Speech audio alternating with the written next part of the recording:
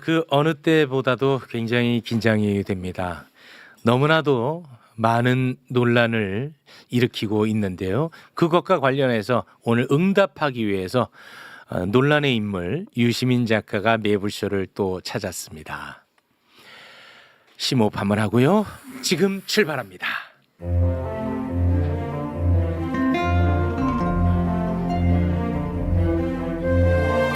유시민 작가와 함께하는 수요 난장판. 그야말로 수요 난장판이 되어버렸습니다. 진짜 난리 났어. 자, 정말 대한민국이 아주 떠들썩했습니다. 그래서 AS가 꼭 필요할 것 같아서요. 유시민 작가를 다시금 모셨습니다. 자, 그러면 한 분 한 분 또 만나보도록 하겠습니다. 동기 민동기 기자님 박수로 모십니다. 안녕하십니까, 땡글입니다. 한 주 동안 어떻게 여유롭게 지내셨습니까? 굉장히 다사다난한 한 주를 보냈습니다. 네. 근데 방송을 하면 할수록 네. 보통은 이제 더 많이 뻗어나가는데 네네. 우리 민동기 기자님은 일자리를 계속 줄여나가고 있어요. 가지치기. 그래야 될 때가 있는 상황이 제 앞에 놓이면은 그때 선택을 해야 되는 상황이 오잖아요. 아, 그렇습니까? 네, 그래서 이 자리를 빌어서 저희 선택에 흔쾌히 동의해주신 서울 고척동의 정경 여사님께 진심으로 감사의 말씀을 드립니다. 대단하다. 제가 왜 이렇게 뭔가 좀 부담스럽죠? 아닙니다. 예. 괜찮습니까? 최욱 앵커도 그렇고 요 앞에 유시민 작가님도 그렇고 전혀 그냥 저의 선택입니다. 네네. 자, 그리고요 매불쇼에서 제가 수도 없이 유시민은 성역이 아니다라고 소리 높여 부르짖었는데 대한민국 어느 한 구석에서 유시민은 성역이라고 부르짖는 젊은이가 살고 있었습니다. 얘 때문에 아주 또 골치 아파요. 2분 뉴스 김대호 기자 박수로 모시겠습니다. 네, 안녕하십니까. 이블뉴스 김대호 기자입니다. 이런 자들 때문에 유시민 작가가 욕을 더 먹어요. 유시민은 성역이라고 또 소리 높여 부르짖더라고. 왜 그래? 저도 그래서 그 제목을 보고 클릭을 했거든요. 네. 근데 내용은 또 다릅니다. 네. 그래서 거기에 이제 또 다른 사연들이 여러 가지가 있는데 이따가 잠시 후에 좀 짧게 설명 좀 같이 드려보도록 하겠습니다. 다들 이렇게 사연이 많아. 잠시는 아마 기회가 없을 텐데. 네, 오늘 하고 싶은 말이 서로가 많은 날이기 때문에요. 제가 그 영상 때문에 이제 유시민 작가님을 저격한 사람들을 또 반대로 저격했다라고 이렇게 많이 영상이 알려졌더라고요. 네. 근데 그 영상을 촬영했던 게 2월 중순 설 연휴 전이었습니다. 맞아요. 네. 그래서 사실은 유시민 작가님을 누군가가 비판하기 전에 훨씬 이전에 그러한 분위기들이 감지가 돼서 그러지 말았으면 좋겠다. 남들을 오랜 세월 위로해 주신 분이 있는데 방송 잘 나가고 싶다고 그 사람을 욕하는 게 얼마나 웃긴 모양새야 되겠느냐. 훨씬 이전에 했다는 점. 또 논란이 되겠네. 유시민을 비판하는 사람은 다 자기 장사꾼이다. 뭐 그럴 수도 있겠네. 큰일 났네. 아유, 죄송합니다. 진짜. 아무튼 본인이 잘 헤쳐나가세요. 네. 자, 그리고 요즘 하루하루가 죽을 맛이라고 하는 오윤의 어머니 박수로 모시겠습니다. 네, 반갑습니다. 요즘 조금 억울한 유권자 오윤혜입니다. 저에게 너 체육 매부쇼 유시민 욕하고 다니지 마라. 저는 욕은 앞에서 하지 뒤에서 하는 사람이 아닌데. 네. 여기에 약하시구나. 그런 가짜 뉴스 좀 퍼뜨리지 않았으면 좋겠고. 네. 민동기 기자님은 좀 반성하세요. 그날 2시간 동안 같이 있었잖아요. 네. 쇼츠 하나도 안 나와.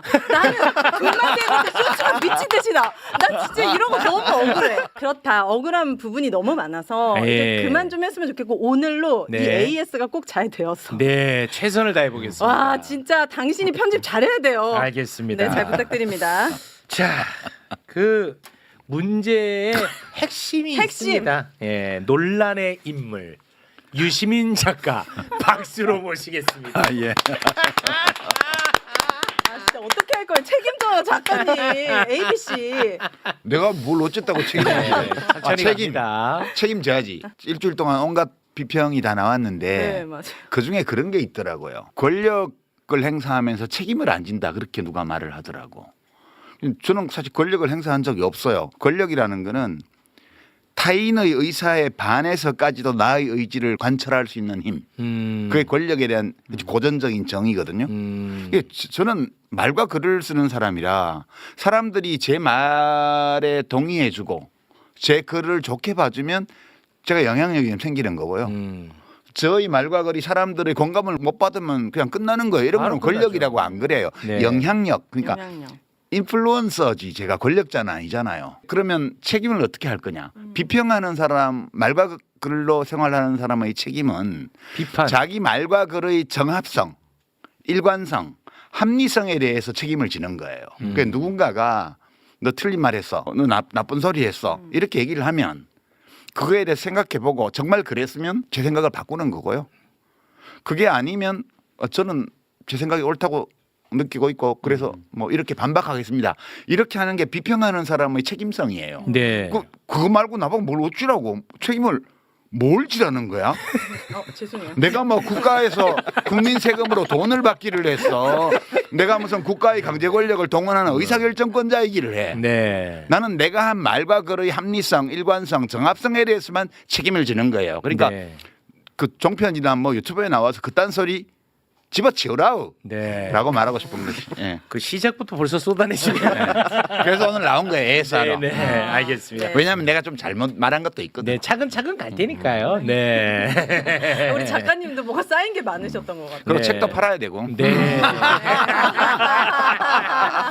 자, 차근차근 갑니다. 네, 책 좀 클로즈 해줘요. 좀. 알았어요. 아이. 책 클로즈업 들어갈 시기가 또 예. 있어요. 아, 가만히 그렇구나. 계셔보세요. 네. 네.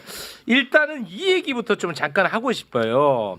유시민의 영향력은 예전 같지 않다고 이야기한 사람들은 그 발언은 좀 철회할 필요가 있다.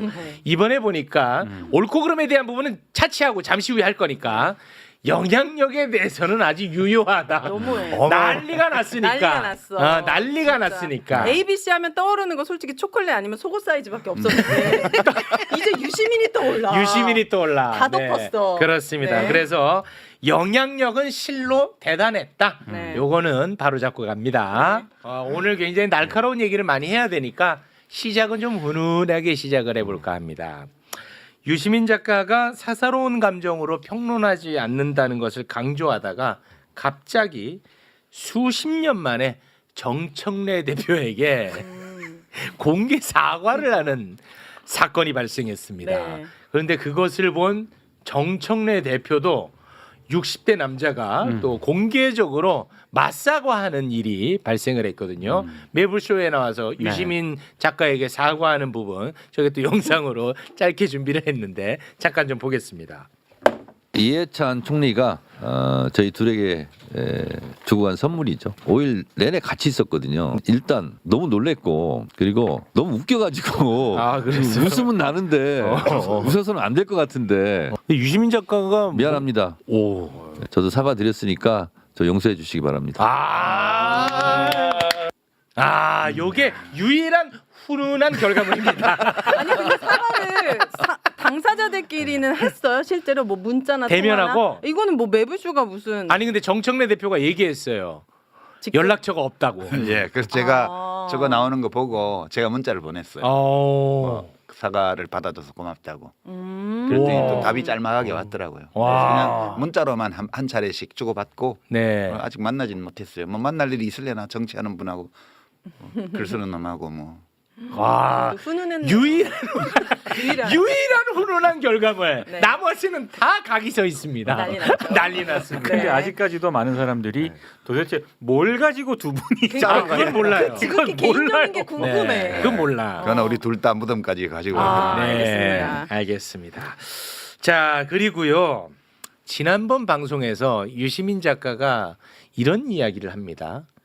대한민국의 수없이 많은 평론가들, 논객들을 향해서 게으른 평론에 대해서 지적을 했어요. 야, 그런데 이번에도 정말 매불쇼를 그냥 아예 보지 않고 어마어마하게 화를 냈던 사람들이 너무 많이 발생을 했어요. 그렇죠. 야, 난 이걸 보면서 정말 너무 안타깝던데 저는 그걸 보면서 어떤 생각을 했냐면 유시민이 무슨 말을 해도 너가 하는 말은 다 틀렸어 라는 마음의 준비가 돼 있는 것 같아. 이미 어. 그거는 약간 우리 작가님 개인적인 걸 떠나서 뭔가 쌓인 게 지금 터진 거예요? 아니면은 지금 ABC에 불만이 생긴 거예요? 저는 그 약간 ABC랑 관련 없고 그쵸. 유시민이 그러니까 듣지도 않고 보지도 않고 유시민이 너가 무슨 얘기를 하더라도 나는 화낼 준비가 돼 있다. 그래서 사고 나는 경우가 많았어요 이번에. 제가 인생을 얼마나 잘못 살았으면 많은 분들에게 그런 감정을 가지게 했을까요? 그건 아니죠. 아니, 그래도 그 논평을 하는 사람들이 어. 그런 태도를 취하는 건 잘못된 거죠. 제가 그래서 반대로 한번 생각을 해봤습니다. 유시민 작가님이 그 열심히 설명해 주셨던 종이 한 장의 ABC를 제가 만약에 이 자리에서 했으면 이렇게까지 이슈가 됐을까? 이슈가 아니라 편집이 됐을 거예요. 죄송합니다. 네, 죄송합니다. 초반에 죄송합니다. 편집 또는 독한 중간에 최욱 씨가 정리해 주시고요. 오늘 처음 뵀거든요. 죄송합니다. 네. 그래서 딱 그 정도로 저는 보고 있다 이렇게 네. 전해드립니다. 그래서 참 개인적으로 많이 아쉬웠다 그 점이. 네. 심지어 매불쇼의 이번 바로 그 딱 앞부분 그조차도 보지 않고 유시민 작가를 비난하는 사람들도 많이 있었는데 그 중에 하나가 바로 이 책에 대한 이야기였습니다. 아, 이 책에 대해서 분명히 유시민 작가는 나 재능 기부한다고 그쵸. 얘기했거든. 네. 그런데 또 너 장사로 나왔냐? 너가 경제적 이득을 보지 않느냐라고 맹비난을 하더라고. 너무나 안타까웠습니다. 그 덕분에 책 광고 한 번 더 들어갑니다. 네. 제목 그 책이 나왔네요 그 네. 사이에. 네, 사랑이 오늘 인쇄소에서 떨어졌어요. 오. 사랑이 있으니 사라집디다 네. 이런 책이네요. 저도 아직 안 읽어봐가지고. 저는 저작권이 없어요 이 책에 대해서. 컨텐츠가 제게 아니기 때문에 저는 기술적인 지원만 한 거고 이 강순희라는 이 할머니하고 사구통일평화재단이라는 요 재단 거기서 저작권을 갖고 있는 거고 저는 그냥 재능 기부만 진짜 한 거예요. 네. 저는 인쇄하고는 아무 상관이 없고요. 저 개인적으로는 왜 이걸 쓰게 됐냐 하면 우리가 이제 노무현 대통령 돌아가셨을 때 막 수백만 명이 조문을 하고 그랬잖아요. 네. 그리고 우리 이한열 열사나 박종철 열사에 대해서는 참 많은 추모 행사도 지금도 하고 있습니다. 근데 과거에 독재 시절에 죽임을 당하거나 혹은 그에 항의해서 스스로 목숨을 끊거나 이런 분들 중에 우리가 모르는 분들이 참 많아요. 뭐 그렇죠. 네. 왜냐하면 그분들이 결과적으로 무슨 큰 업적을 낸 것이 없기 때문에. 그래서 저는 사실 지난 시기를 거쳐오면서 그런 분들에 대해서 내가 충분한 애도를 했는가에 대해서 늘 상당한 고민이 있었어요. 근데 이분이 남편 되는 분이 1975년 4월 9일 새벽에 사형당했단 말이에요. 죄도 없이. 그리고 2007년도에 재심 무죄 판결을 받았습니다. 근데 그 8분을 박정희 정권이 대법원 확정 판결이 나고 나서 24시간도 안 되어서 4월 9일 새벽 5시 반에 첫 번째 사형 집행을 했고요. 오전 8시 반까지 30분 간격으로 8명을 하나하나 끌어내서 서울구치소에서 사형 집행을 했습니다.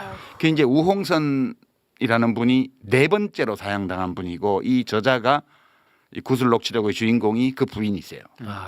그래서 저는 구술 기록들을 보고 그걸 문장을 다듬고 하면서 저 개인적으로는 이 재능 기부 과정이 충분치 않다고 늘 느꼈던 애도의 과정 그거를 그래도 좀은 하게 되었다라는 그런 만족감이 있어요. 저한테는 충분치는 않지만 내가 하고 싶었던 만큼 못했던 애도의 과정을 하게 됐구나라는 그런 걸 느꼈고요.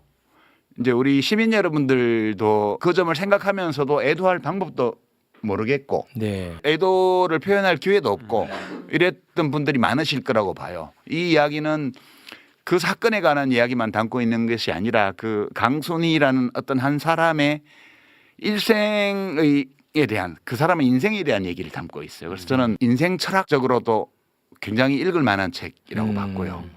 굉장히 이제 소위 말하는 멜로적인 요소가 많아요. 그 연애 이야기, 처음 만났을 때 첫 데이트 이야기, 이제 그다음에 뭐 남편이 준 쌍가락지의 행방 이런 등등 해서 정말 그 하나하나가 어떤 소설이나 영화감이 될 만한 작은 스토리들이 안에 되게 많아요. 예, 그래서 이 책을 읽으면서 그런 애도라는 것은 우리가 어떤 것을 상실했을 때 그것을 받아들이는 과정을 말하는 거거든요. 애도가 충분치 않으면 각자의 마음에 짐이 남아요. 그늘이. 그 그늘을 없애려면 적절한 애도의 과정을 밟아야 되거든요. 그래서 네. 우리 현대사에서 억울하게 희생당한 분들에 대한 애도의 시간으로서 이 책을 읽는 것이 상당히 괜찮을 것 같다는 생각이 제가 자료를 보면서 들어가지고 네. 글 쓰기로 했던 거거든요. 아유. 그래서 뭐 제가 자신 있게 권합니다. 네. 예, 이것은 윤석열의 12.3 계엄이 성공했더라면 다시 왔을지도 모를 오래된 미래였어요. 우리에게. 그렇지. 아, 오래된 미래였다. 야, 예. 기가 막힙니다. 작가야. 제가 성역이라고 아. 말씀드리니 알겠죠. 야, 요거는 좀 수긍이 된다.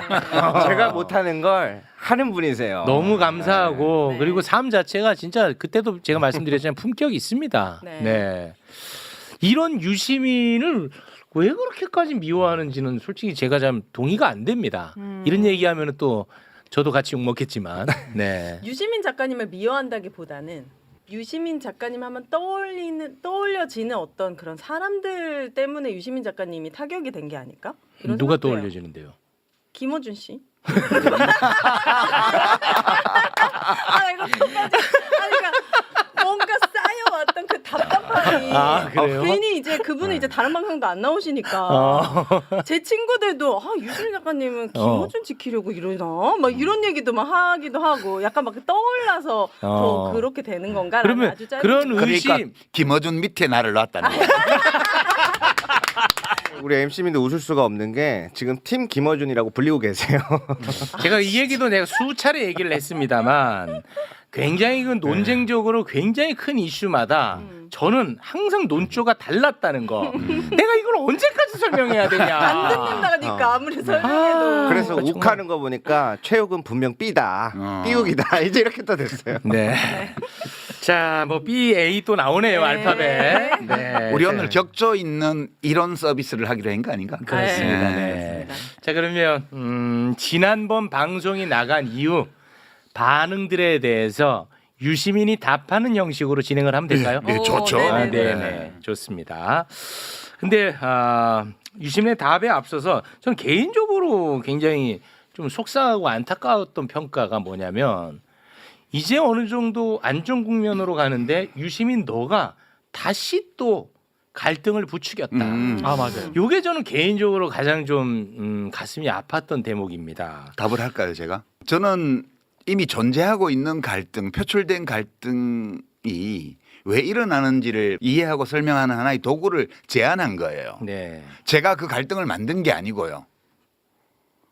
그러니까 이 이재명을 내걸고 막 이상한 행동을 하는 사람들, 그다음에 뭐 명심을 막 내세우는 분들, 이런 정치인들이 왜 생기느냐, 그리고 그들이 왜 그런 식으로 행동하느냐를 사람들이 궁금하게 여기기 때문에 저도 오랫동안 생각해 보다가 이렇게 설명하면 제일 잘 이해가 돼. 그래서 그 틀을 제시한 거거든요. 네. 완벽할 리도 없고 유일한 설명도 아니지만 네. 우리가 그걸 이해할 수 있는 여러 가능한 틀 중에 하나를 제공한 거예요. 그러니까 이게 문제가 있으면 비판하면 돼요. 네. 근데 그 갈등을 제가 일으킨 게 아니잖아요. 그러니까 있는 현상을 분석을 하는데 벤 다이어그램 틀을 활용을 한 거고. 그렇죠. 근데 그게 왜 의미가 있다고 저는 생각했냐면 그 사회 현상을 잘 모르는 사람들은 이 혼란의 소용돌이에 같이 휩쓸려 빠질 수가 있어요.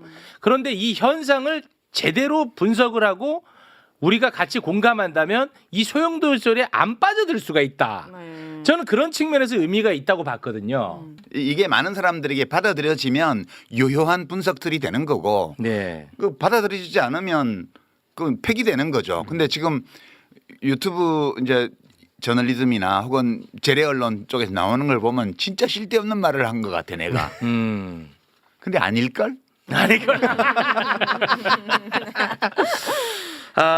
그 유심 작가는 그 이재명 현상에 대해서 분명히 길게 얘기했거든요. 이건 데이터로 잡히는 현상이다. 문재인 정부 때는 큰 이벤트를 통해서 지지율이 높아졌기 때문에 그때는 유문재인이라는 단어가 필요가 없었지만 이재명은 정책 효능감으로 조금씩 지지율이 붙기 때문에 이재명이라고 하는 단어로 설명할 수밖에 없다. 이건 굉장히 긍정적이다. 그렇죠. 하지만 이재명을 악용하는 사람들. 그렇죠. 이 사람들이 문제다. 문제라고 안 그랬고요. 왜 그러는지를 왜 그런지. 얘기를 아, 했어요. 문제라고 제가 하시네. 자연스럽다고 그랬잖아요. 제가 또 불가피한 오독했네요. 현상이라고. 네. 제가 그거에 대해서 이건 나쁜 거야라고 말하지 않았어요. 그건 맞아. 저는 그냥 존재하는 현상을 서술했을 따름이에요. 근데 왜 화를 내? 또 어떤 분은 나보고 왜 화났냐고 묻던데 편가르지 마라. 뭐 개파 정치하지 마라. 이런 얘기를 하는 사람이 어떻게 이 정치는 국민들이 하는 것이라고 대통령께서 말씀하시는데 국민을 어떻게 A, B, C로 가릅니까? 정말 실망입니다. 실망. 대단히 실망입니다. 그렇게 갈라쳐가지고 얻는 게 뭔지 모르겠어요. 요즘 그렇게 왜 또 화가 나 계십니까? 이 눈높이에 맞지 않는 위치 또는 내 생각이 그렇게 점철돼 있다라고 생각할 때는 가끔 놓을 줄도 알아야 됩니다. 너무 붙잡고 계시지 말았으면 좋겠습니다. 저는 그렇게 생각을 해요. 이 정치판에서 떠났다 그리고 작가 생활하시는 우리 유시민 작가님께도 저는 그런 마음이 들어요. 좀 낚시 워낙 좋아하시고 그러니까 잠시 이재명 정부에게 맡겨주시고 화 안 났어. 그거부터 갈까요? 그러면 아니, 우리 제일 격조 있는 것부터 가죠. 그럴까요? 네. 뭐가 격조고 있는 거야, 근데? 김종배 씨. 요거부터 지적. 갑니까? 예, 그게 제일 중요해요. 좋습니다. 예. 야, 이거는 저도 수없이 많은 반응 가운데 저도 조금 어느 정도 수긍이 간다 하는 반응이 좀 있었습니다. 네. 저 벤 다이어그램은 좀 잘못 그려진 벤 다이어그램이라고 저는 봐요. 유시민 작가의 A그룹은 시민 또는 지지자라고 얘기를 해요. B그룹은 정치인, 비평가, 스피커라고 표현을 하더라고요. 그럼 이거는 같은 집합으로 놓을 수가 없어요. 유시민 작가가 얘기했던 B그룹이 정말로 어떤 시민 지지자가 아니라 정치인, 비평가, 스피커를 얘기한다면 그들은 집합이 아니라 그냥 점이에요, 점. 자, 김종배 씨의 이 비평, 저는 고개가 좀 끄덕거려지더라고요. 어떻게 보셨습니까? 예, 이제 김종배 씨가 지적한 점은 타당한 지적이에요. 저게 제가 꼭 그렇게 말한 것은 아닌데 저렇게 받아들일 수 있는 소지가 있게 제가 말을 했어요. 그러니까 제가 욕심을 부린 건데 원래 이 벤 다이어그램은 이제 정치인들 그러면 정치인들과 연계되어 있는 또는 그들에 대해서 비평하는 비평가들 또는 그들을 어찌 보면 대리한다고까지 말할 수 있는 이른바 스피커 이런 사람들을 분석하기 위해서 제가 그린 틀이었어요. 네. 근데 얘기를 하다 보니까 일반 당원들 디멘전 그러니까 차원이 다른데 그쪽도 설명하는데 이걸 좀 썼어요. 제가 말로. 순간적으로 잠깐 썼죠. 예, 그러다 보니까 A는 일반 시민 혹은 당원 그다음에 B는 이제 직업 정치인 뭐 비평가 스피커 이렇게 서로 차원이 다른 두 집단을 한 평면에 걸어놓고 비평을 한 게 문제 아니냐 이 지적이에요, 그죠? 네, 맞습니다. 타당한 지적이죠. 제가 그렇게 하지는 않았지만 그렇게 받아들일 수 있는 소지가 있었어요. 좀 정리를 해야겠어요. 네, 요거 정리는 좀 한번 해주십시오. 그래서 우선 김종배 선생 말대로 그 차원 혼동을 하면 안 돼요. 그러니까 이 지난번에 했던 이제 더 안 그릴게요. 그 벤 다이어그램에서 사실은 A하고 B하고 같은 크기로 그렸잖아요. 네. 근데 실제 정치 현장에서는 A 동그라미가 좀 더 작고 B 동그라미가 더 커요. 그리고 교집합도 꽤 넓어요. 제가 그렸던 그림보다는 제가 그 즉흥적으로 막 그날 그려서 그렇게 했는데 교집합이 좀 더 크고 그다음에 A보다 B 동그라미가 좀 더 큰 이게 현실 정치 비평 어떤 스피커들 세계를 나타내는 거예요. 여기는 이익 때문에 그 일을 하는 사람이 더 많아요. 기본적으로. 그리고 교집합도 넓어요. 그리고 A 동그라미에서 교집합에 속하지 않는 부분이 얇아요. 이게 왜 그러냐면 한 예를 들어볼게요. 제가 김영삼 대통령이 1991년도에 3당 합당을 했습니다. 그때 민정당하고 통일민주당하고 신민주공화당 JP 이 셋이서 당을 합쳤습니다. 그때 몇 명이 안 따라갔죠? 기억도 잘 안 나실 거예요. 그때 노무현 의원, 김정길 의원, 이철 의원 그다음에 뭐 이기택 의원 등등 해서 국회의원들 중에 겨우 몇 사람만 안 따라가고 70여 명이 다 따라갔습니다. 거기를. 왜 갔겠어요? 이익이 되니까. 이익이 되니까. 거기를 안 따라간 사람들이 A 성향을 강하게 가지고 있는 C 안에 있지만 A 성향을 강하게 가지고 있거나 아예 A 쪽에 있었던 사람들이에요. 네, 극소수군요. 그러니까 자기가 여기 안 따라가면 낙동강 오리알 된다는 거 뻔히 알면서도 도저히 이건 나의 가치에 반하기 때문에 따라갈 수 없다. 그걸 보고 이제 견리사이라고 그래요. 이익을 볼 때는 의를 생각하라는 옛성현의 말씀이에요. 그게 적어요. 그 숫자는. 그건 예나 지금이나 항상 적어요. 그 적기 때문에 공자 맹자 선생님들이 이익보다는 의로움을 중시하라고 늘 가르친 거예요. 그게 본성상 그게 많으면 뭐하러 가르치겠어요. 네. 우리 본성이 그런 거예요. 그러니까 벤 다이어그램을 그릴 때 정치인 또는 정치와 직접 관련된 사람들을 차원에서 그리면 그래프는 그 모양이 되고요.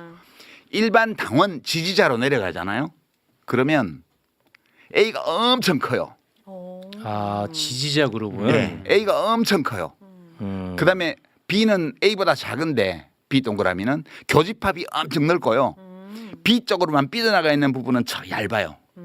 일반 시민이나 당원들은 이해관계 별로 없어요. 자기가 옳다고 생각하기 때문에 특정 정당이나 정치인을 지지하는 거지 그 사람이 나한테 이익을 주기 때문에라는 게 있긴 있는데 그게 두텁지는 않아요.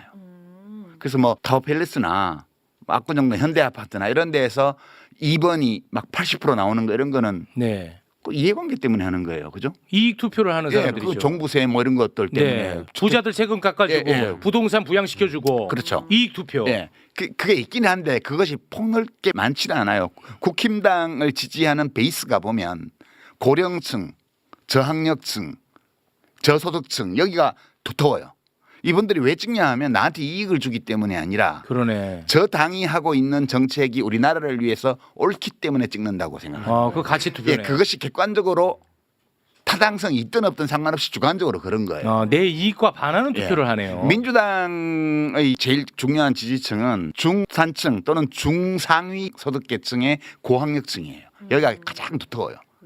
소득 수준도 제일 높아요. 지금 40, 50대. 왜 찍을까? 하면 나한테 이익을 주기 때문에 아니라 우리 공동체의 미래를 생각할 때 저 당의 정책이 옳기 때문에라고 생각하는 거예요. 그럼 C네 C. 가치 투표예요. C죠. 아니. 자, 좀 섞여 있는 오윤혜 거 씨, 아니에요? 요거 좀 잘 못 알아듣는 것 같아서 제가 정리할게요. 지지자들을 A, B, C로 나눌 때는 네. A가 뭐죠? 가치, 예. B가 이익 추구잖아요. 네. 그러면 A가 뭐 옳고 B가 또 옳지 않다는 게 아니라는 거야. 그냥 그렇다는 거예요. 그냥 그렇다는 거야. 자, 보세요. 예를 들어서 노년층이 있습니다. 그럼 노인 복지는 원래 진보 아젠다예요. 노인들을 더 잘 살게 해주겠다는 거. 그럼요. 그러면- 기초연금도 민주당이 만들었고 그러니까. 그리고 저기 장기요양보험도 민주당 정부에서 다 그렇습니다. 만들었잖아요. 그러면 노인들이 내 이익을 위해서 투표할 것 같으면 소위 진보, 다시 말해 민주당에 표를 줘야 되는데 민주당에 표를 주지 않고 국민의힘에 주는 거야. 내 이익과 반하는 투표를 하잖아요. 네. 가치 투표. 요게 가치 투표야. 이해했는데 거기까지. 그러니까 그렇죠. 네. A랑 B 중에 뭐가 더 우고 뭐가 열이다가 말할 수가 없잖아. 네. 됐죠? 네. 네. 그러니까 이제 뇌과학도 제가 인용했어요. 뇌과학에서 지금 널리 인정된 통설에 따르면 인간의 뇌는 모든 동물의 뇌는 유전자가 자기 자신을 후대로 전승시키기 위해서 만들어낸 생존 기계라는 게 일반적으로 받아들여지는 학설이에요. 네. 그게 생존하기 위해서는 돈 벌어야 되고요. 그죠? 재산 늙어야 되고요. 네. 그리고 무슨 학위 명문대학 가서 학위 따야 되고요. 그렇죠. 그렇잖아요. 네. 그리고 권력 얻어야 되고요. 네. 또 명예에도 생존에 유리하잖아요. 그렇죠. 이런 거를 지향하는 게 인간의 기본이에요. 네. 근데 이거를 기본으로 하는데 이걸 안 하는 사람은 없어요. 근데 동시에 이것만 하는 사람도 없어요. 이거를 하면서도 그래도 옳게 살아야 되지 않아? 멋있게 살아야 되지 않아? 훌륭한 인생을 살아야 되지 않겠어? 이 생각도 동시에 해요. 제가 A와 B를 나눈 것은 어떤 분들은 그렇게 두모 자르듯이 칼로 자르듯이 잘라지는 거냐? 안 잘라져요. 인간은 누구나 이 두 개를 다 갖고 있어요. 옳게 의미 있게 훌륭하게 살고 싶은 마음과 생존에 유리한 어떤 것을 내가 가지고자 하는 마음과 이 두 개를 갖고 있는데 사람에 따라서 어떤 것이 우세해요. 이렇게 확연하게 우세한 사람들이 이익에 대한 생존에 대한 것이 우선 어떤 사람이냐 하면 정부가 어떤 정책을 딱 냈어요. 그럴 때 반응이 두 가지로 갈립니다.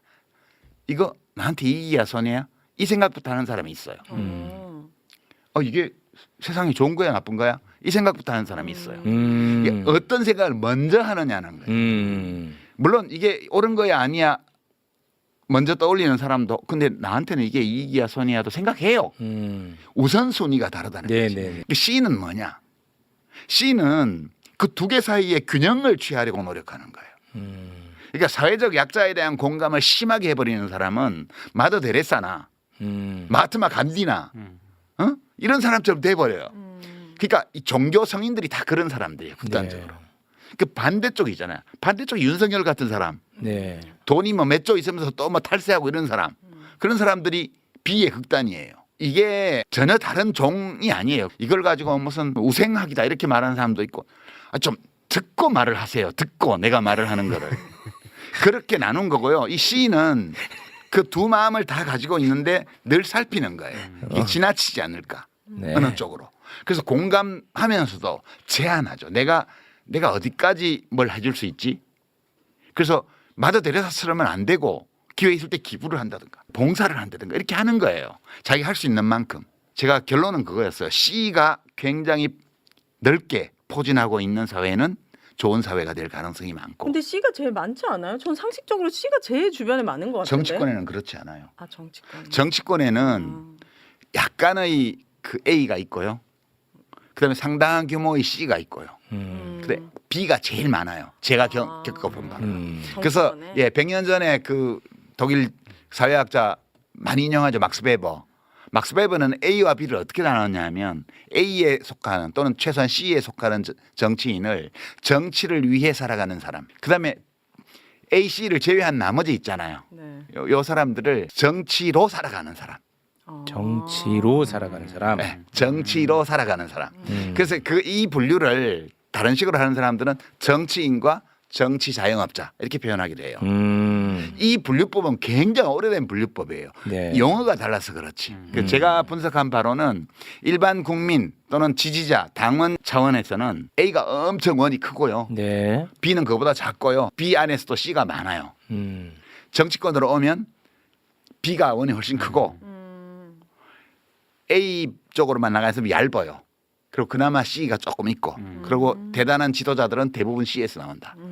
C도 다 똑같지는 않고 A 성향이 강한 C가 있고 뭐 그렇겠죠. B 성향이 좀 더 강한 C가 있어요.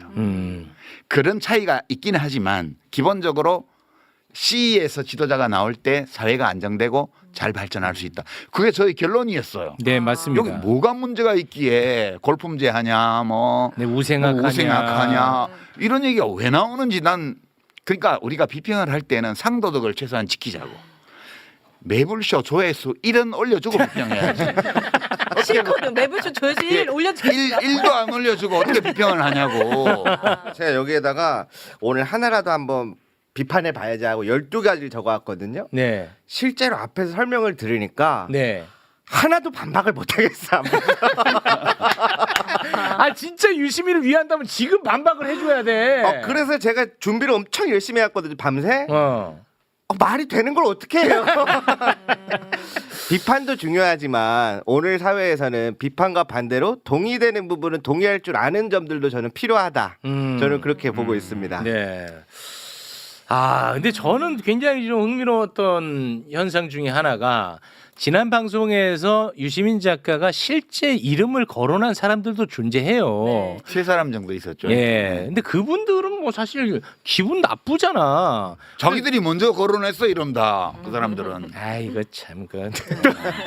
그러니까 그분들이 화를 내는 것은 나는 동의 여부를 떠나서 이해가 돼요. 그렇죠. 근데 일절 거론하지 않았던 사람들 중에서도 뭐 엄청나게 화를 많이 내는 사람들이 있더라고. 그거는 참 굉장히 흥미로운 아까 현상이었습니다. 얘기했잖아요. 자꾸 떠오르니까 이건 유시민 작가님에 대한 어떤 개인적인 불만보다는 네. 그거에 대해서 좀 쌓여있던 아, 불만들이 그렇습니까? 떠오르고 약간 A에 대한 약간 위선을 느꼈던 사람들도 뭔가 거기에 이제 뭔가 투영돼 있는 것도 같고 이게 막 하루아침에 생긴 그런 불만은 아닌 것 같아요. 오래된 불만이 네. 이걸로 표출됐다고 보시는 거군요. 저는 그런 느낌이 들더라고요. 네. 그러면 그 말 나온 김에 바로 그 친문 세력의 귀환에 대해서 이야기를 좀 한번 해보죠. 왜냐하면 누가 했는데 그 얘기를. 아니 그러니까 저한테도 저는 그 휴대전화 2개 쓰는데 하나의 휴대전화는 예전부터 저를 사랑했던 분들이 알고 있는 번호라서 여론 수렴 기능으로 남겨둔 게 있어요. 근데 그분들이 저를 좋아했던 사람들이란 말이에요. 근데 유시민은 친문 세력을 귀환을 위해서 저렇게 방송 나오는 건데 너는 언제까지 그렇게 마이크를 줄 거냐라고 엄청나게 많이 연락이 왔어요. 그래서 제가 딱 질문 하나를 던집니다. 알겠습니다. 그럼 유시민 작가가 저렇게까지 욕먹으면서 친문 세력의 귀환의 도구가 된다면 유시민에게 도움이 되는 게 뭡니까? 라고 했더니 다 연락을 안 줘 나한테. 답을 못해. 없어. 그러니까 그렇지 않나? 저한테도 많이 했던 얘기고 그 맥락을 보면 매불쇼에 나와서 얘기를 한 부분이 있지 않습니까? 그 얘기를 한 부분에 대해서 최욱 앵커가 가장 또 민감해하는 이 조불쇼의 그 당사자인 조국 혁신당 대표가 또 바로 페이스북에 그거를 인용을 하면서 그러니까 맞아요. 그런 흐름을 보면서 이거는 뭔가 다 연결돼 있구나. 뭔가 의도가 있고 음. 어떤 정치적인 의도가 분명히 개입돼 있는 것이다라고 의심하는 분들이 꽤 많았습니다. 그러니까 그때 친문 세력의 부활이라는 거는 조국의 대권 도전을 돕는 거다. 그런 뜻으로 받아들이는 그런 맥락도 거죠. 좀 있는 것 같고요. 맥락도 들어가 네. 있고. 근데 조국은 안 죽었는데 이미 살아 있는데 왜? 또 이렇게 하면 또 조국 살렸다고 또 욕먹겠네 또. 그러니까 죽은 친문 중에 누구를 살리는 게 친문 부활이야? 이렇게 물어봐요. 문재인 대통령은 퇴임하실 때 거의 50%의 국정수행 지지율 상태에서 퇴임하셨어요. 네. 저는 개인적으로 문재인 대통령이 인격적으로 우리 모든 대통령 우리가 겪었던 대통령이나 정치인들 중에 가장 완성된 분이라고 제가 늘 얘기를 해왔고 네. 지금도 저는 그 문재인 정부를 제가 그래서 일은 안 했지만 문재인 대통령을 되게 좋아해요 제가 지금도. 이슈가 이슈인지라 그런 얘기를 좀 짧게 하세요. 네. 그런데 문재인 이슈가 대통령이 부활해야 될 이유도 없고요. 그다음에 소위 친문을 자처하면서 막 나대다가 집단적으로 망한 사람들이 있었잖아요 지난번 총선 때. 근데 그분들은 부활할 수가 없어요 어차피. 그분들은 폭망했죠. 예, 폭망해가지고 부활을 요구하는 사람도 없고 부활이 가능하지도 않아. 네. 끝났어 거긴. 그래서 이제 최민희 의원 정리로는 그거는 친낙계다 친문이 아니고. 친이낙연계. 그러니까 이제 문재인 정부 때 그 주류가 이해찬 당대표를 따르는 쪽이 한 갈래가 갔고 한 갈래가 이낙연 씨를 따르는 갈래가 갔는데 이낙연 씨를 따랐던 갈래들은 총선 대선을 거치면서 다 망해버렸다 여기는. 부활할 가능성도 없고 요구하는 사람도 있고 없고 원하는 사람도 없고 부활할 역량도 안 돼. 네. 그런데 뭘 부활시키는 거야? 그러면 조국 대표가 그렇지. 맞나 보네. 그래서 그 맥락에서 지난번 합당 파문 때 네. 저를 또 공격을 엄청 네. 했잖아요. 네. 근데 그것 때문에 내가 최진봉 교수한테 봤냐고 했을 때 또 화를 내시더라고. 근데 제가 최진봉 교수한테 뭐 억하심령을 가진 건 없어요. 네, 없고 좋아합니다. 유쾌하게 생각합니다. 제가 이제 최진봉 교수가 그 국대 토크 하시잖아. 네, 와. 조회수가 많지 않지만 제가 보거든요. 부지런하셔. 작가님 그거 보세요? 네, 근데 국대 토크에 보면 출연자가 뭐 김영민 목사도 있고 뭐 많아. 출연자가 와서 제가 정청래 대표하고 짬짬이 해가지고 합당을 추진하다가 망했다. 이 기조로 말을 하는데 최진봉 교수가 그거에 대해서 브레이크를 안 걸더라고. 제가 합당을 해야 된다고 얘기한 적이 없거든. 저는 우리나라의 정치 지형과 관련해서 그날 뉴스공장에서 얘기했던 게 2월 1일 날인가 그 이해찬 대표님 네. 장례식 끝나고 나서 출연해가지고 백낙천 교수가 마지막 추도사 순서에서 한 얘기가 민주당이 다 통합해서 혼자서 한국 정치를 책임져 나가는 거하고 민주당이 중심이 되어서 이 변혁적 중도 이념에 동의하는 여러 정당들을 아울러서 연합 정치를 하는 거하고 어느 게 나은지에 대해서 서로 의견이 다른데 그 대답을 들을 수 없게 됐다. 이런 취지의 추도사를 하셨어요. 그래서 제가 그게 되게 중요한 거라고. 민주당 정치인들이 그 고민해야 되는 문제라고. 그래서 그 기획으로 가면 조국 혁신당이 합당하지 말고 좀 힘들더라도 밖에서 생존하면서 민주당하고 연합해 나가는 방안이 있고 그러나 조국 씨와 지금 조국 혁신당의 당원들이 그걸로는 만족을 못하고 우리가 그러면 정권을 잡아서 한번 우리의 사회권 선진국이라는 구상을 실현해보자 이렇게 마음 먹는다면 합치는 게 맞다. 그렇게 제가 얘기를 했어요. 조국 대표가 그냥 그렇게 한국 정치의 혁신과 발전을 위해서 나는 봉사하겠다 그러면 밖에서 하고 내가 한번 대통령에 도전해보겠다 이런 생각이 있다면 합치는 게 맞지. 그 얘기를 왜 했어? 또 대통령 도전. 아니 그거는 경우의 수가 2개밖에 없고 그 2개의 경우의 수를 다 얘기를 한 거예요. 저는 꼭 합당하는 게 바람직하다고 생각하지 않아요. 네. 근데 이제 그렇게 얘기를 한 걸 빌미로 잡아서 네. 집권 1년 차에 벌써 차기 얘기를 하냐부터 맞아요. 시작해가지고 네. 온갖 욕을 아니 집권 1년 차인데 당연히 지지자들은 근심하죠. 지난번에 문정부 끝나고 정권 재창출이 안 돼서 그 난리가 났잖아요. 그렇습니다. 내란까지 가고 그 다음에는 또 민주당이 계속 집권해야 될 텐데 다음에는 누가 있지? 이 고민들을 시민들은 다 한다고요.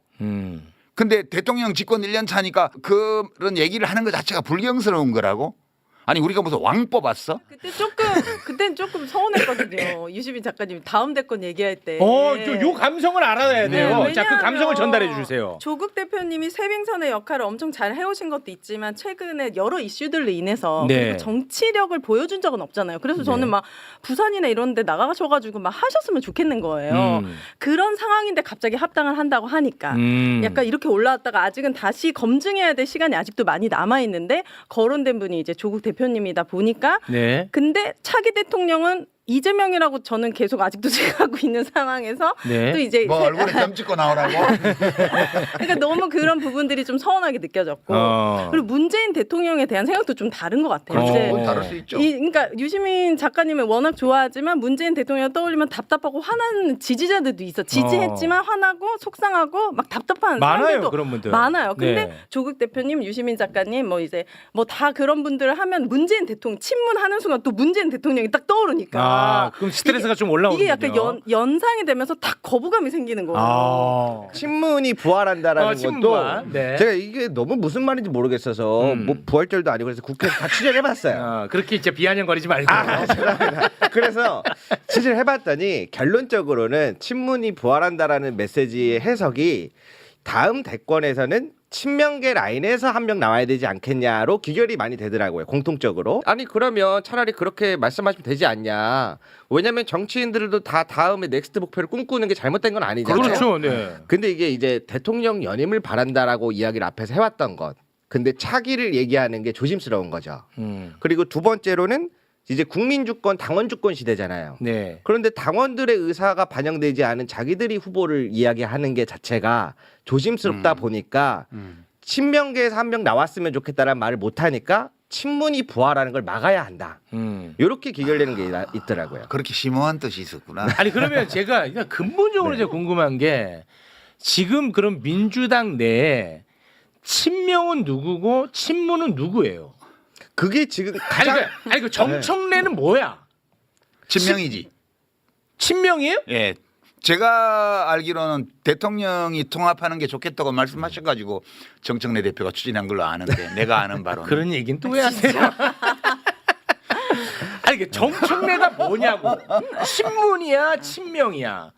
내가 만약에 정청래라면 내 정치를 위해서 나는 친명할 것 같거든요. 그러겠죠. 그렇지 않겠습니까? 네.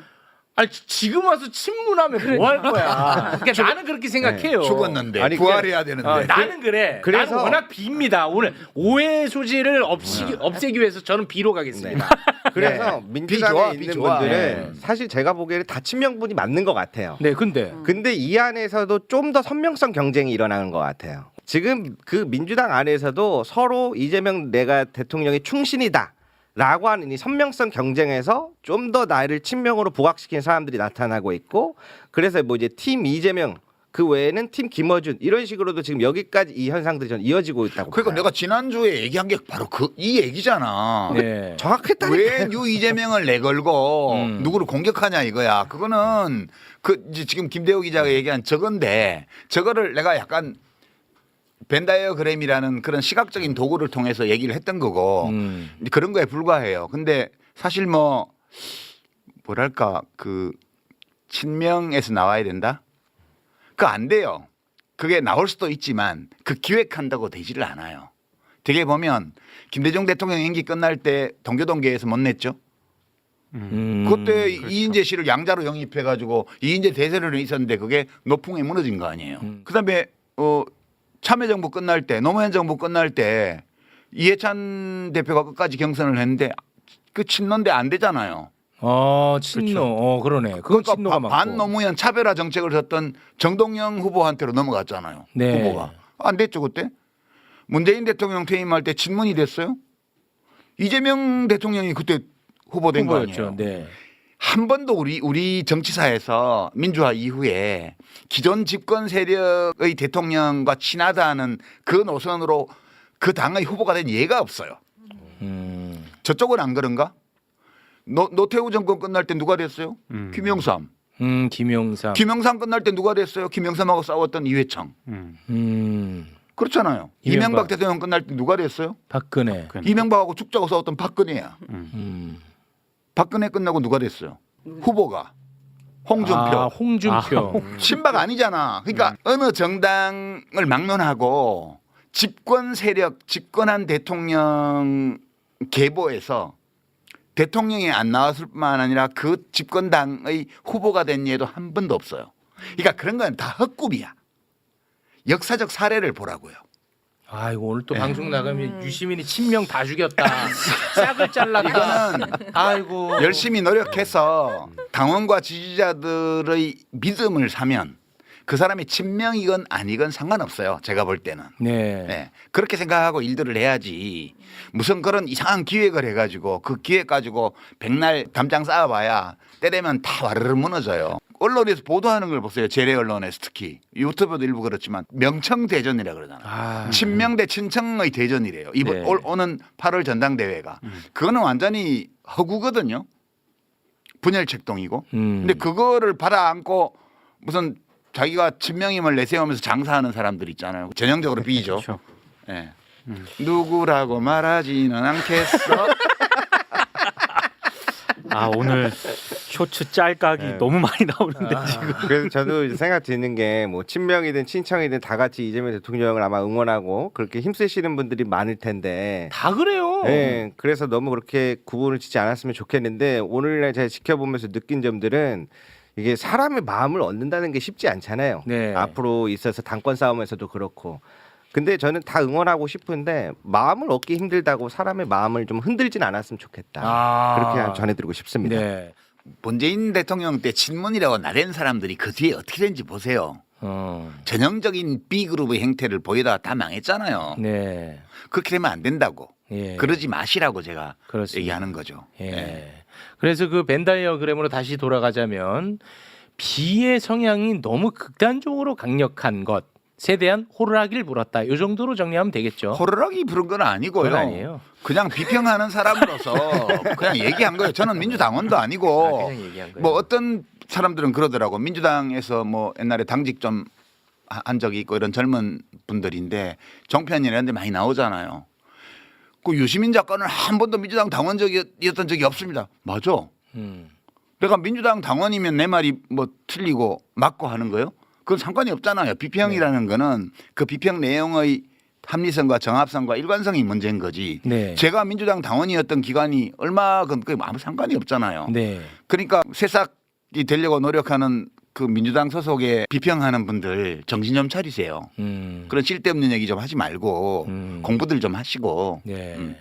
그 이거는 제가 또 개인적으로 궁금한 부분인데 이번에 ABC 벤다이어그램과 관련해 가지고 대한민국 언론이 이란 전쟁 이상으로 무게감을 두고 다루더라고요. 제가 트럼프보다 더 못된 놈인가요? 아니 진짜 그 정도 수준으로 다뤘어요. 저 지금 작가님 손만 보여요. 동그라미 하나 더 그리면 세계대전 일어날까 봐. 아니 근데 진짜 저는 이거는 굉장히 궁금해요. 지금도 왜 이렇게까지 언론은 여기에 열광하는지. 저도 그 질문 꼭 드리고 싶었어요. 이게 진짜 재밌는 현상 아니었습니까? 요거를 실제로 이제 민주당 당원들이나 지지자들을 갈라치는 수단으로 쓸 수 있다고 보는 거예요. 근데 그렇게 되지 않아요. 저는 보통의 그런 당원들이나 지지자들은 이 벤다이어그램을 정치인들을 대상으로 한 거로 이해했다고 보고요. 그렇겠죠. 예, 이해했다고 보고요. 그렇겠지. 이것이 뭐 그런 일반 시민들의 마음에 큰 영향을 주는 건 아니야. 저렇게 들으니까 이해가 되네. 그 정도지.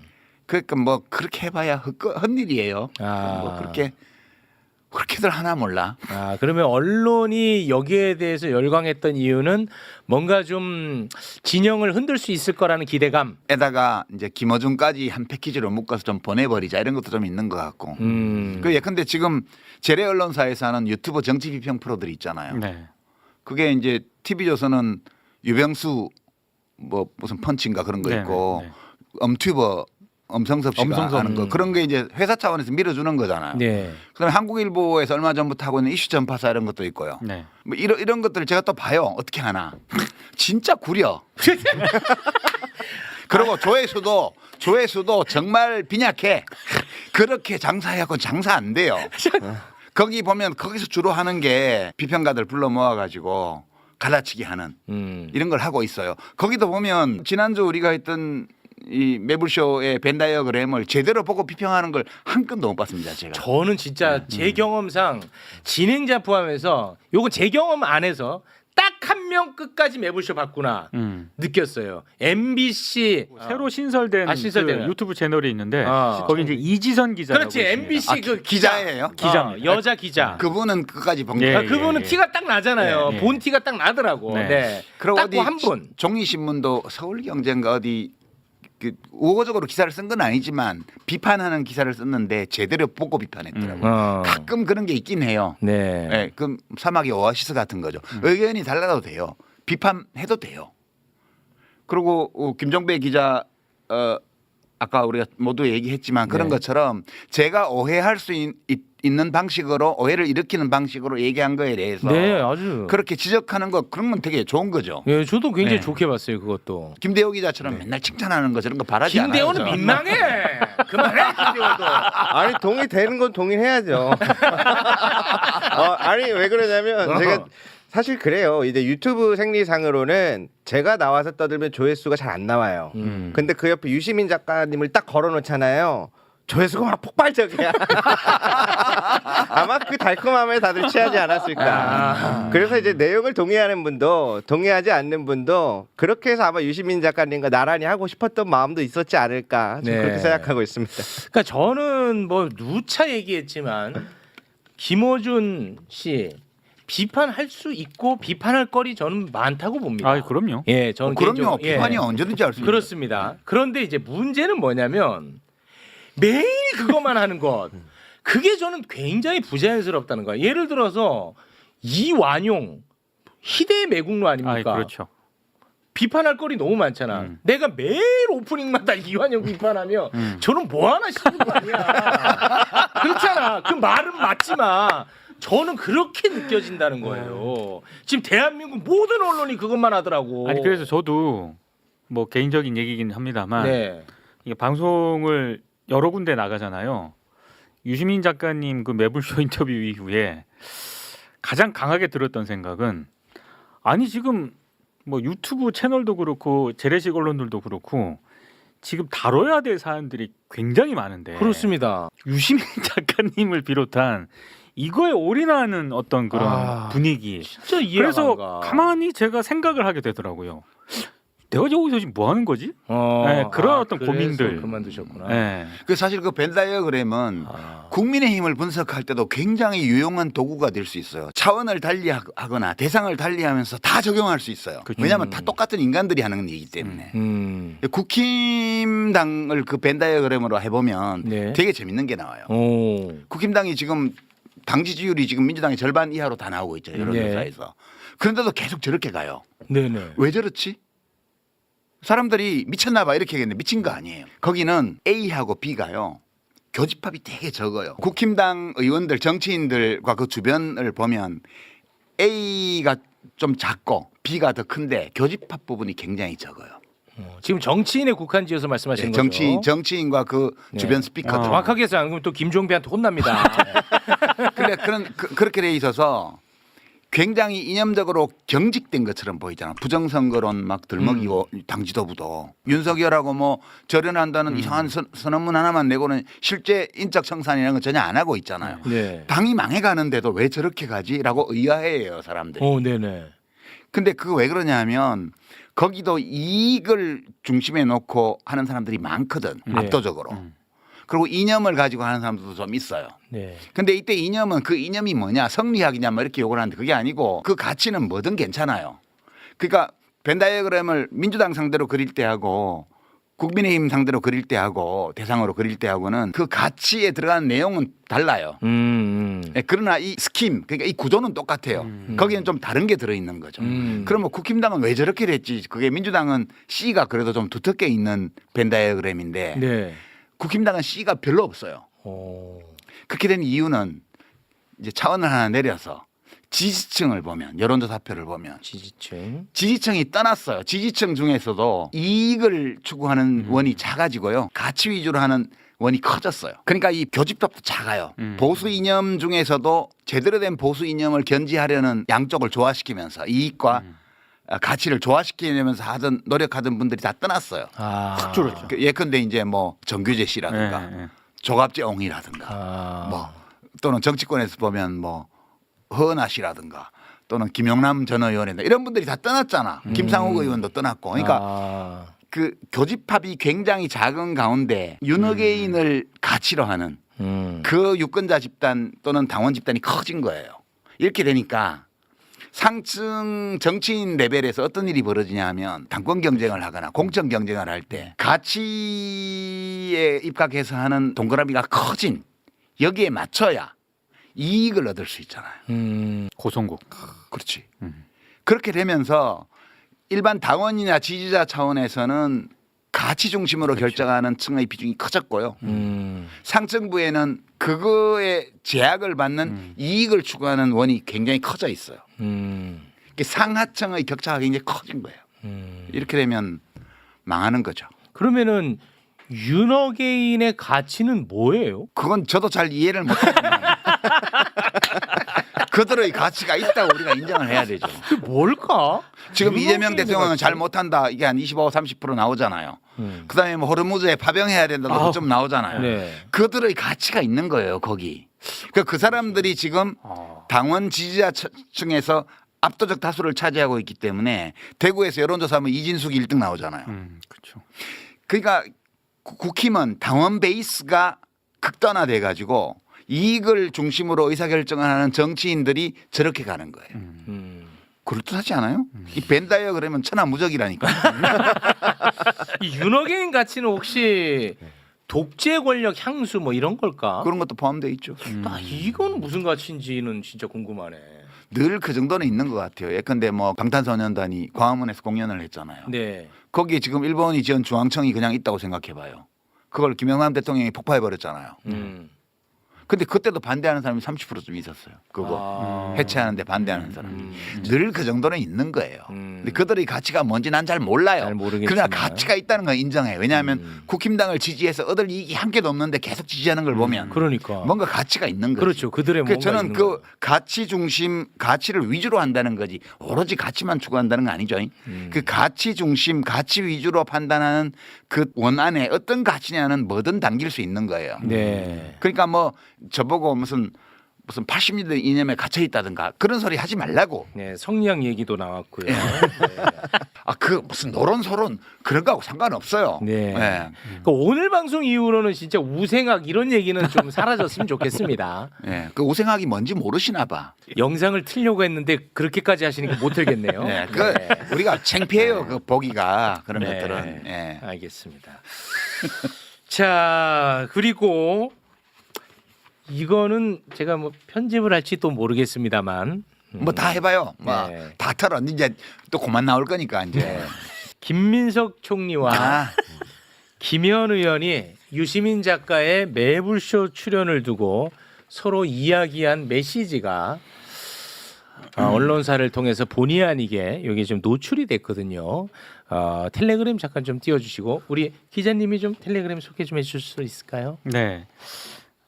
김민석 총리가 더불어민주당 김현 의원과의 텔레그램 대화 메시지에서 유시민 작가에 대해서 유명세, TV 출연 즐기는 강남 지식인 이렇게 말한 내용이 언론사 카메라에 좀 포착이 됐습니다. 네, 여기 이제 공개되고 김민석 총리가 또 사과의 글을 올렸거든요. 네. 그것까지만 소개 부탁드립니다. 사적 대화 노출에 불편을 느끼신 국민 여러분께 죄송하다는 말씀을 올린다라고 얘기를 했고요. 혼자 있을 때라도 늘 삼가해야 한다는 공자님 말씀처럼 혼잣말이든 토론이든 절제와 품격이 필요하다 생각해온 입장에서 부끄럽다 이렇게 얘기를 했고 제가 보다 자유로워지면 편히 말씀을 나눠보고 싶기도 하다. 사적 표현에서의 불편함에 대해서 다시 한번 정중히 공개 사과드린다. 이렇게 사과를 했습니다. 네. 이거는 뭐 그 대체로 맞는 말이던데. 왜냐하면 유명한 거 맞잖아요. TV에도 종종 나가잖아요. 네. 강남에 사는 것도 맞고요. 지식인도 지식인이라고 하니까 지식인은 영광스러운 네. 거 아니에요? 맞고. 네 가지 정보가 들어 있는데 네 가지가 다 사실에 부합하는 정보예요. 그렇죠? 네. 예. 그리고 뭐 그것이 어떤 뉘앙스냐를 가지고 뭐 또 말하기도 하던데 어떤 뉘앙스면 어때요? 나라님도 안 보이는 데서는 흉 본다는데 나 따위야 뭐 흉 보면 어때요? 네. 괜찮아요. 저런 정도는 흉도 아니야. 네, 흉도 아니야. 그냥 네. 그런 거고 이제 다만 이제 앞으로는 들키지 말았으면 좋겠어요. 이게 언론에 또 비방하에 오르락 내리락 네. 하니까. 저도 같이 부끄러우니까. 네. 이 뭐 그 특별히 뭐 흉이 아니에요. 보면은. 그렇죠. 네. 이제 제가 조금 다른 부분이 있는데 제 주변에 진짜 이번에 이재명 정부에 관심이 많아서 새로 이제 정치에 관심을 가진 동생들이 많아요. 그 유이재명입니다. 네. 네. 특히 매블쇼 최욱 선생님 되게 좋아해요. 오, 야 유이재명이 중심입니다, 제가. 그래서 질문도 꼭 해달라고 받았거든요. 네. 최욱 선생님 원포인트 연애 레슨이라는 책을 썼는데 네. 자기들끼리 논의를 하는 거예요. 이 사람 연애 많이 안 해봤을 것 같은데 이거 사야 돼? 이 새끼들. 진짜. 그러니까 그만큼 순수한 친구들이 많은데 요거를 봤나 봐요. 근데 이번 편을 네, 이번에 봤는데 얼마 전에 이제 이해찬 선생님 장례식장이 뉴스에서 크게 보도가 됐지 않습니까? 네. 그래서 친한데 뭔가 상황을 보니까 왜 이렇게 하냐. 국무총리가 돼서 그래서 이러한 부분들이 우리 안에서는 이제 여러 가지 복합적인 상황들이 이해가 되지만 네. 정말 약간 중도층 성향에서 봤을 때는 국무총리 자리직에 있다 보니까 이런 것들이 조금 올바르게 보이지 않는 부분들이 있다. 이거는 개인의 평가가 아니라 이재명 정부의 평가와도 연결될 수 있어서 그런 점들을 꼭 알아주셨으면 좋겠다. 네. 말씀드려봅니다. 근데 뭐 두 분이 뭐 갈등하고 뭐 반목하는 관계가 아닙니다. 제가 정치하는 분하고 국무총리하고 왜 밥 뭐 먹게요? 그럴 이유가 없고. 저는 그냥 글 써서 먹고 살면서 가끔 비평하러 나오는 놈인데 네. 뭐 제가 뭐 다툴 일이 뭐 있어요? 전혀 없어 전혀. 예. 그래서 제가 그렇게 얘기했어요. 친해서 그래. 친하지도 않아요, 근데. 거짓말을 하면 안 돼. 애들한테 설명하기 힘드니까. 아니, 다만 제가 좀 예민하게 반응하는 것일 수도 있는데 그 현직 국무총리잖아요.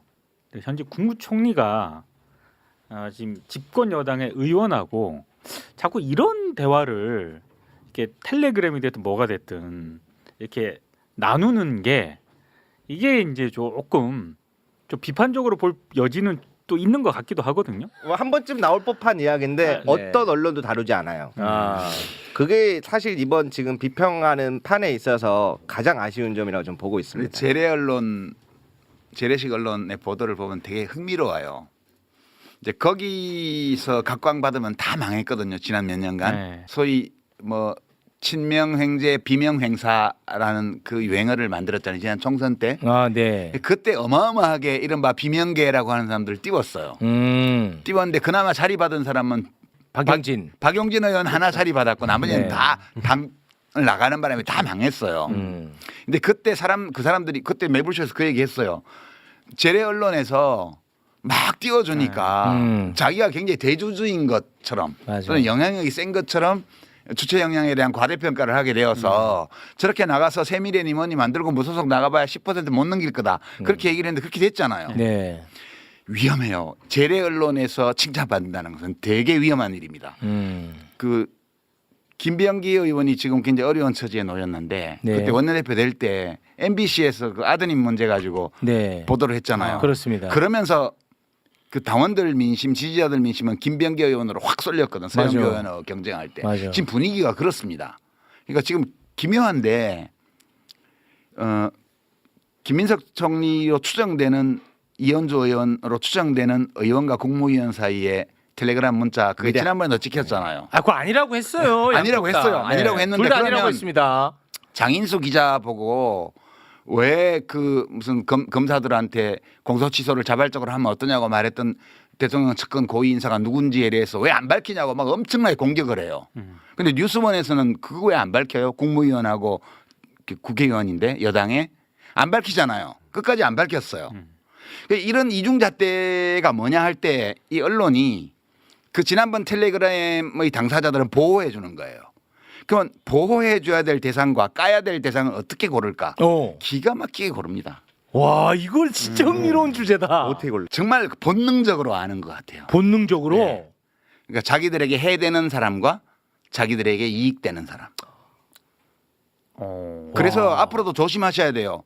지금 뭐 어떤 분은 뭐 무죄 받고 지금 정치로 복귀했는데 막 조중동을 포함해서 재래 언론에서 막 단독 인터뷰해주고 어마어마하게 띄우고 있어요. 조심해야 됩니다.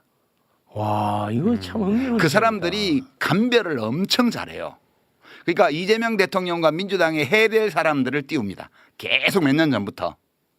아, 이재명 정부에 해야 될 사람만 띄운다. 네, 그거 뭐 저는 판독기라고 봐요. 그 어느 날 갑자기 어떤 정치인이 또는 지식인이 갑자기 막 언론의 각광을 받잖아요. 재래 언론에서 정치부 기자들이 발탁해서 띄워올리기 시작하잖아요. 그럼 뭐 있는 거예요. 그거는 다. 야, 저는 진짜 이 궁금했는데 괜히 또 내가 방송에서 거론하면 이 분란의 씨앗이 될까봐 하지 않았던 말이거든요. 네.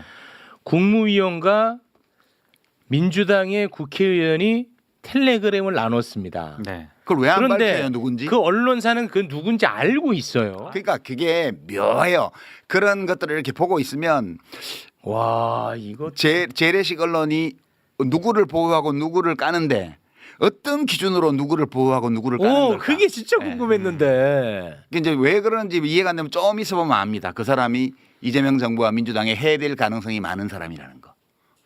그거를 기가 막히게 알아봐요, 그 사람들이.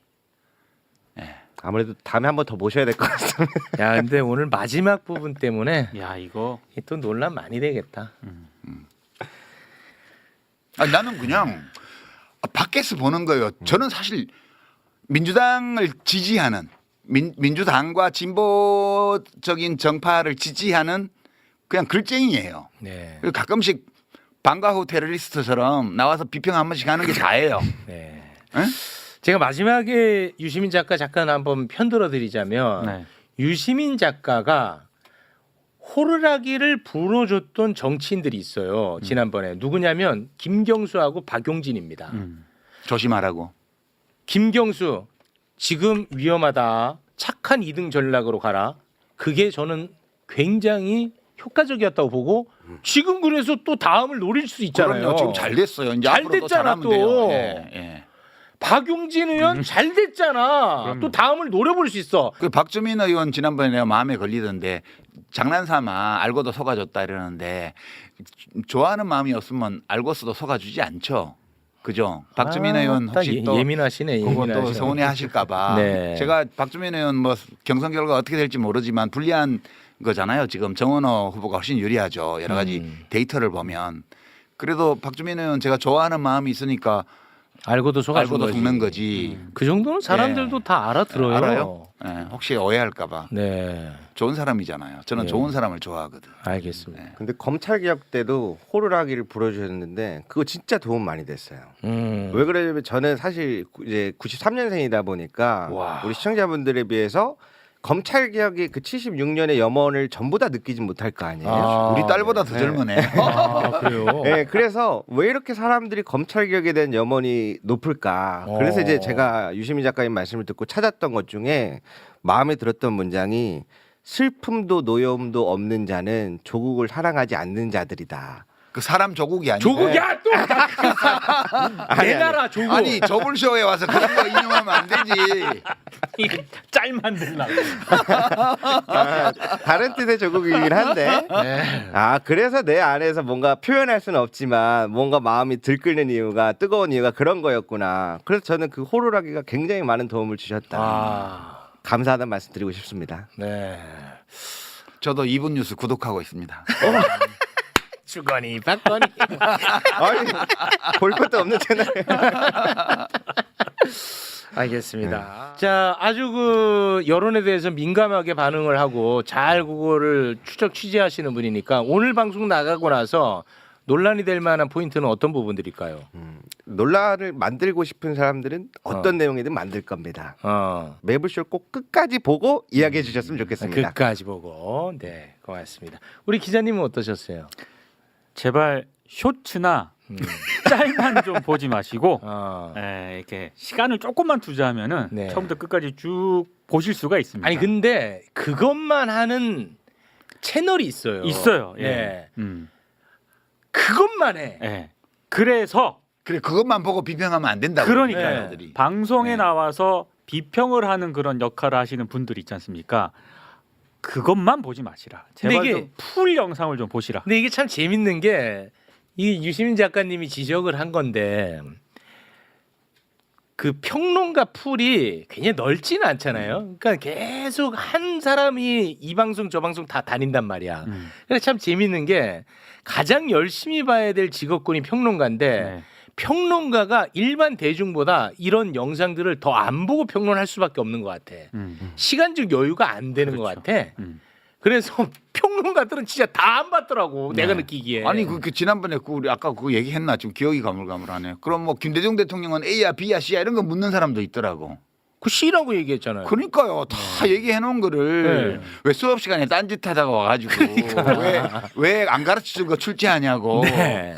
그런 학생 비슷하더라고. 네. 그러면 안 되지 우리가. 이 사실 지난번 방송 잠깐 얘기를 하면은 제가 이제 지난번 방송 때 유시민 작가님 이게 같이 있었지 않습니까? 그래서 저는 힐링이 됐다 이런 얘기를 했잖아요. 네. 그걸 가지고 또 그렇게 욕을 하더라고요. 그러니까 왜냐하면 야 넌 ABC 먹고 야 ABC 막 얘기 듣고 힐링이 됐냐 막 그러는데 제가 힐링이 됐다고 하는 그 맥락은 어떤 맥락이냐면 저는 처음에 검찰개혁 그 법안이 나왔을 때 내가 너무 예민하게 반응하나? 나는 이런 점이 우려가 되는데 굉장히 그 고민을 많이 했거든요. 근데 그 얘기를 하면 할수록 또 그때 또 비판하셨던 쪽에서 하는 얘기는 그거였잖아요. 너무 흔들지 마라. 정부 이재명 흔들지 정부. 마라. 네. 그래서 내가 너무 흔드는 건가? 이게 계속 요런 식으로 맞아. 고민을 했어요. 근데 이제 네. 그때 유시민 작가님이 나랑 비슷한 고민을 유시민 작가님도 저렇게 했구나. 그러니까 나 혼자만의 예민한 반응이 아니었던 거죠. 네. 그러니까 그런 차원에서 얘기를 한 건데 네. 또 그거를 또 이렇게 또 해가지고 이게 참 힘들어요. 네. 네. 근데 저는 이런 고민이 참 아름답게 느껴지는데. 네. 그리고 이재명 대통령 의혹에 좋은 게 많은데 과거에 한 말 중에 그런 것도 있더라고. 그 정치인을 숭배하지 말고 지지하기만 하라고. 그 정치인은 도구라고. 나는 도구가 되고 싶은 사람이라고. 네. 정치는 결국 정치인이 하는 것 같아도 국민이 하는 거라고. 이게 이재명 대통령의 지론이에요. 근데 지금 이제 친명 깃발을 들고 막 다니는 사람들은 가슴에 손 얹고 생각해 봐야 돼요. 자기가 하는 행위가 대통령 눈에 어떻게 보일지. 저는 노무현 대통령 때도 그런 걸 봤는데 노무현 대통령이 그때 뭐 신문에 보면 오른팔 왼팔 막 가정교사 이런 사람들이 워낙 인터뷰 많이 하고 막 그러잖아요. 그 한 번은 저보고 그러시더라고요. 유 의원 그때 국회에 있을 때 유 의원 그것 좀 아무 개시 나가서 내 왼팔이다 그런 얘기 좀 몽하게 해줄 수 없나? 아 진짜로요? 아 죽겠어 막. 죽겠어. 그래서 제가 아니 그래도 그분이 캠프에 어려울 때 뭐 한 일도 있고 한 분인데 그걸 강제로 어떻게 못하게 하겠습니까? 뭐 이러고 말았는데 죽겠어. 그러시더라고. 야 진짜 그럴 수 있을 것 같아. 그 대통령 욕 보이는 거예요. 그게 내가 이재명 대통령을 진짜 좋아하고 지지하면 대통령에 맞게 품격 있는 언행을 해야 돼요. 저처럼 밖에서 평론하는 놈처럼 하면 안 돼요. 여당의 주요한 정치인들은. 저는 막 해도 상관없어요. 반명으로 몰렸는데 뭐라고 하면 어때? 그러면 안 되지. 예. 근데 좀 중요한 말씀인 것 같은 게 이번에 합당 1인 표제 그리고 검찰 개혁과 관련해서 저랑 또 의견이 다르신 분들을 많이 만나봤거든요. 근데 이상한 공통점이 하나가 있는 게 본인들이 이재명 대통령과 직접 소통하는 것처럼 얘기를 해요. 저를 설득하는 과정에서. 그래서 차 한잔하면서 만난 분들마다 자기가 대통령과 직접 만나서 얘기한 것처럼 저한테 전해주는 거예요. 네. 이게 여러 명이 되니까 아 이건 이상하다. 왜냐면 대통령님 순방 가셨는데 어떻게 다 만났다는 거야. 아 그래. 그래서 이러한 부분들에서는 조금 유의해서 볼 필요가 있다라고 말씀드리고 싶습니다. 네. 난 지금 그때 그 말씀하실 때 노무현 대통령 표정도 기억이 나. 죽겠어요. 아니 나 좋다고 하는 건데 내가 뭐라고 할 수도 없고. 그렇죠. 근데 저거는 나한테는 도움 안 되고 진짜 죽겠네. 좋습니다. 대통령을 지지하고 뒷받침한다는 것은 진심을 가지고 그 내가 대통령을 열성적으로 지지하는 사람으로서 칭찬받을 수 있는 언행을 해야 대통령께 도움이 되죠. 그렇잖아요. 저는 뭐 밖에 있는 사람이니까 사실 지지했고 지지하고 있고 잘 되기를 바라고 있고 뭐라도 힘을 보태고 싶은 마음은 있지만 제가 그 안에서 일을 하는 사람이 아니잖아요. 네. 그러니까 저는 비평하는 사람으로서 가끔 제가 할 수 있는 일을 하는 거예요. 그냥 이 대통령 이재명 대통령과 이 정부의 성공과 집권당의 성공을 위해서 제가 판단하건대 이게 도움이 될 거야라는 일을 그냥 하는 거지. 네. 제가 무슨 영향력을 추구하거나 영향력 추구해서 뭐 하게요. 알겠습니다. 자 그러면 오늘은 여기서 좀 마무리를 지어볼까 하는데 오늘은 진짜 별로 막 이렇게 논란이 안 될 것 같기도 한데 아닙니다. 아닐까요? 알겠습니다. 자 일단 오늘 여기서 마무리 짓겠습니다. 함께해 주신 세 분 대단히 고맙습니다. 고맙습니다.